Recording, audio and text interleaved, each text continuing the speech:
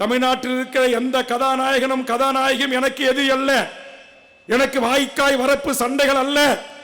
ஆனால் அதே நேரத்தில் சினிமா மோகத்தால் கட்டுண்டு கிடக்கிற என் இளைய தலைமுறையை, என் மாணவர் சமூகத்தை, உங்களை 10 மாதம் சுமந்து பெற்ற உங்கள் தாய் தந்தையை உங்கள் பிறந்த நாளுக்கு அவர்கள் காலில் விழுந்து அம்மா என்னை வாழ்த்துங்கள், பாட்டி என்னை வாழ்த்துங்கள் என்பதற்காக எவனோ ஒரு நடிகை காலிலே விழுகின்ற ஈழப்பிரவியாக தமிழ் சமூகம் இருக்க கூடாது என்பதற்காக தொண்டாவி போவ கத்துகிறேன். தொண்டாவி போவ கத்துறேன். அப்பா ஆத்தால மதிக்க மாட்டேன்றான். காலையில் அவர் 7 மணிக்கு இரவு வருவாராம். இவர் காலை 7 மணிக்கு போய் அவர் வண்டி வந்து நிக்கிற இடத்துக்கு இடம் பிடிக்க போய் சாவுவாராம். இந்த அறியாமையில் ஏன் இருக்க வேண்டும்?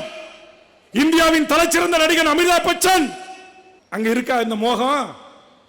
தென்னிந்தியாவின் மிகப்பெரிய நடிகன் மம்முட்டி இருக்கா அந்த மோகம்? மோகன்லால் இருக்கா அந்த மோகம்? ஜாக்கிசான் உலகத்தில் மிகப்பெரிய நடிகன், ஒரு வெள்ளக்காரன் கூட மதிக்க மாட்டான், சாதாரணமா தனியா போவான். ஆனா இங்க நயன்தாரா நாளைக்கு தருமபுரியில் ஒரு துணிக்கடை துறக்க வந்தான்னாக்கா 5 லட்சம் பேர் கூடுவான். என்ன புரிதல், என்ன அறிவு? ஆக அறிவு பெற்ற சமூகமாக, அதுவும் ஆறறிவு பெற்ற சமூகமாக, சிந்தித்து விழிப்புணர்வு பெற்ற ஒரு சமூகமாக என் தமிழ் சமூகம் உருவாக வேண்டும்